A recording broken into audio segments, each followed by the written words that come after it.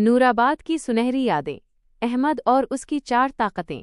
नूराबाद सिर्फ एक शहर नहीं था, बल्कि सुकून का एक गहवारा था, जहां सड़कों के किनारे खड़े कदीम नीम और पीपल के दरख्त शाम की ठंडी हवाओं में झूमते तो ऐसा लगता जैसे पूरा शहर मुस्कुरा रहा हो। इसी बस्ती के एक रोशन और कुशादा घर में 12 साला अहमद रहता था।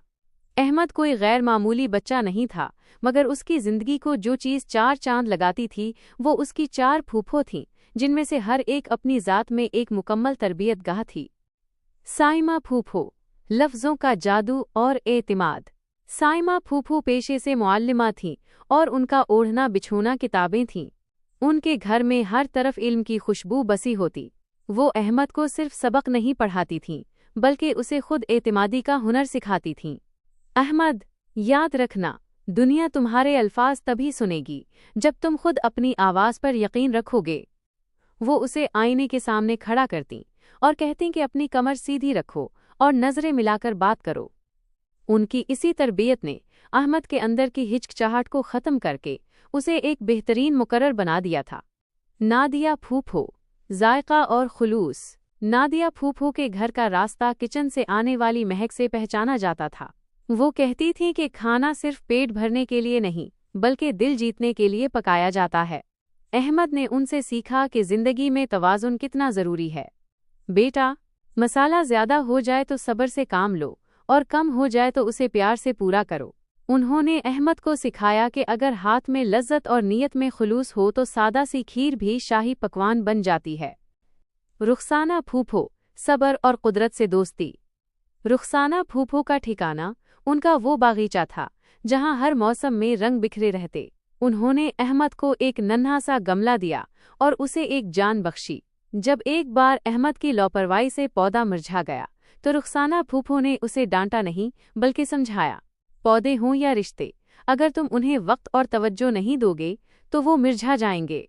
अहमद ने उनसे खामोशी से काम करने और सब्र के साथ नतीजे का इंतजार करने का फन सीखा। आयशा फूफो, ख्वाबों के रंग। आयशा फूफो एक फनकार थीं जो कैनवस पर बेजान लकीरों में रूह फूंक देती थीं। वो अहमद को तख़य्युल की दुनिया में ले जातीं।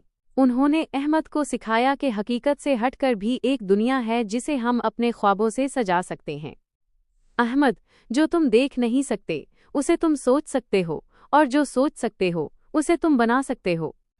वो दिन जब नूराबाद महक उठा, शहर में सालाना हुनर मेले का ऐलान हुआ, तो अहमद एक अजीब कशमकश में मुब्तला हो गया। हर फूफो इसे अपने मैदान में देखना चाहती थीं। साइमा फूफो को तकरीर में जीत की उम्मीद थी, नादिया फूफो को उसके जायके पर नाज था, रुखसाना फूफो उसके पाले हुए पौधे को इनाम का हकदार समझती थीं, और आयशा फूफो चाहती थीं कि वो अपनी मुसव्वरी दिखाए। अहमद ने इस रात चांदनी में बैठकर एक बड़ा फैसला किया। उसने सोचा कि वो किसी एक को नहीं, बल्कि उन सब की दी हुई तरबियत को आजमाएगा। मेले का मैदान और अहमद का कमाल। मेले के दिन अहमद ने सबको हैरान कर दिया। 1. स्टेज पर सहर। जब वो माइक पर आया तो उसने मेरी 4 फूफो के उन्वान पर ऐसी तकरीर की कि पूरा मजमा साकित हो गया। उसने बताया कि कैसे एक औरत उस्ताद, माली, बावर्ची और फनकार बनकर एक नस्ल की आबियारी करती है। 2. जायके का जादू। इसने स्टॉल पर ऐसी खुशबूदार खीर पेश की कि जजेस ने उसे मोहब्बत का जायका करार दिया। 3.